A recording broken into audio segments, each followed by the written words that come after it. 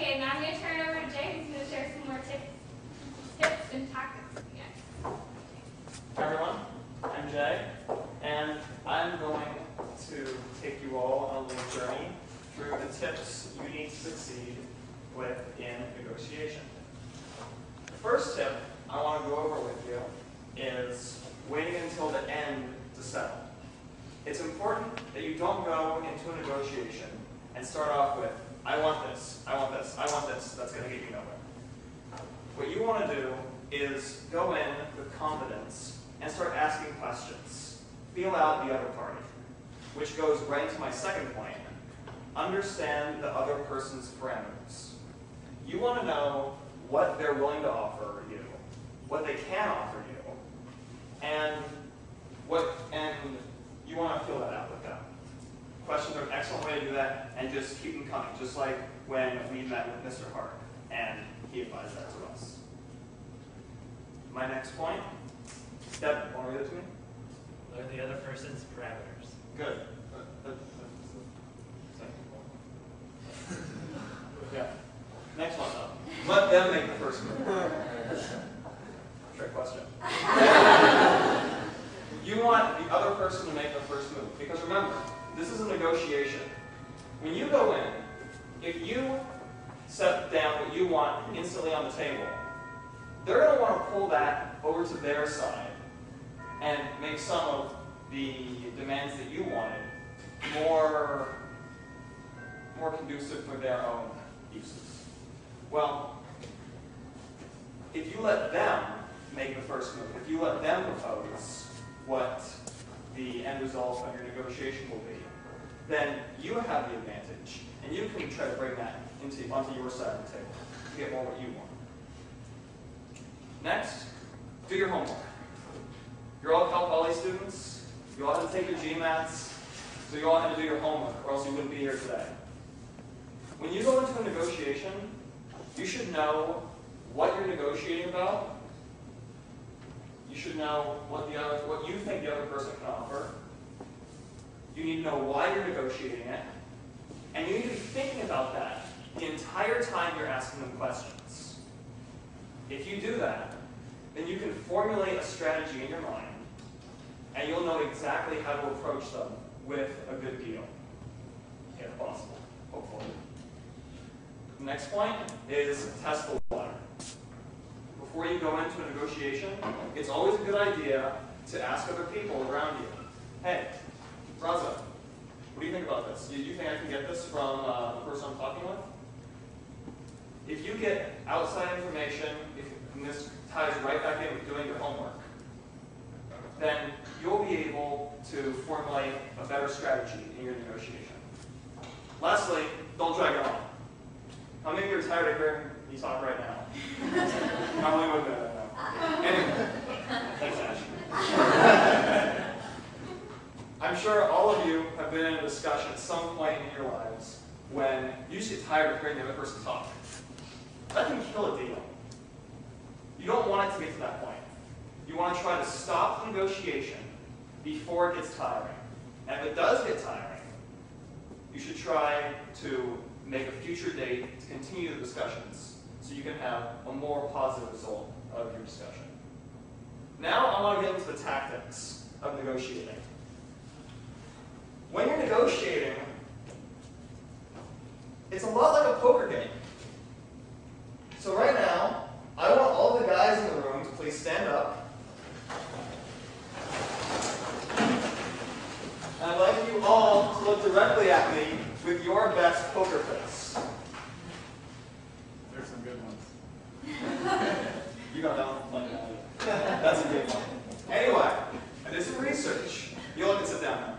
Did some research, and the ideal poker face for a guy should look something like this. Now,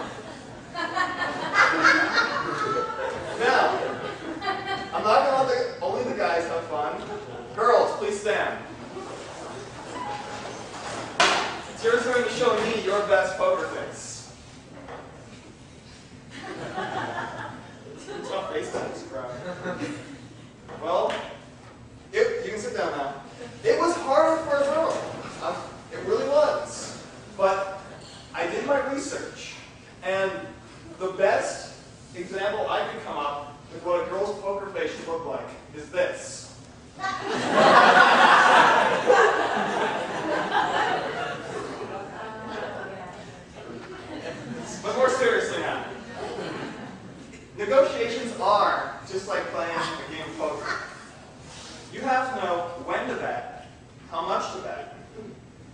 that someone else who you're talking to is bluffing.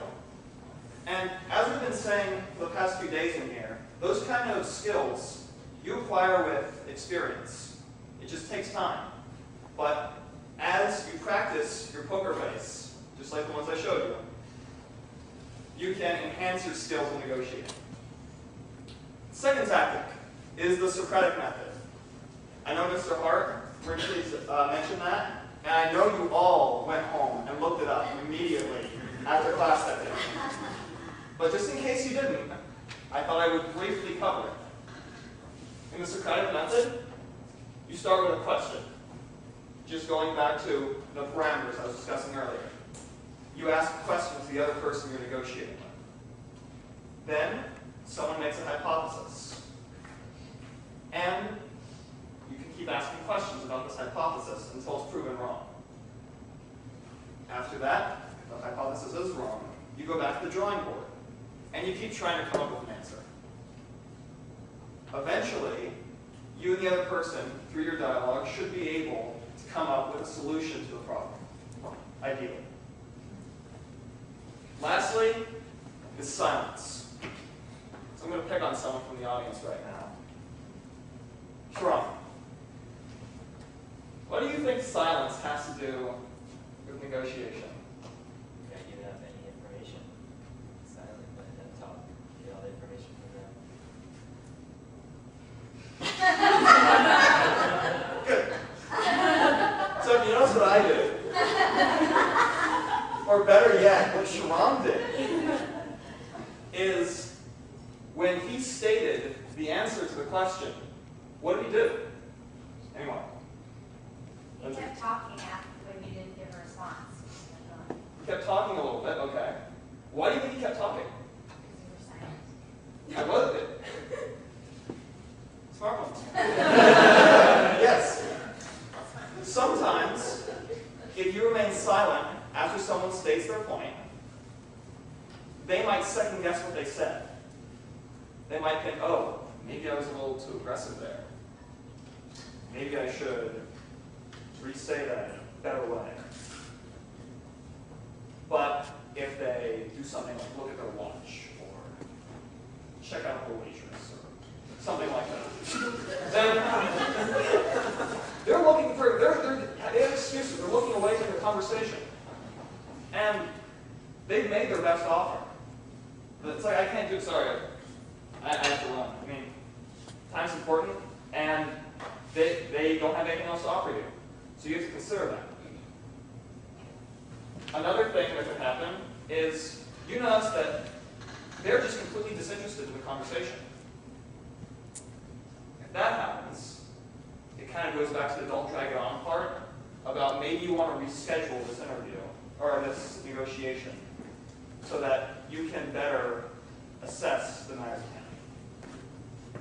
That's all for tips and tactics. I'm now going to refer it to Kim, who's going to talk about negotiation skills for women.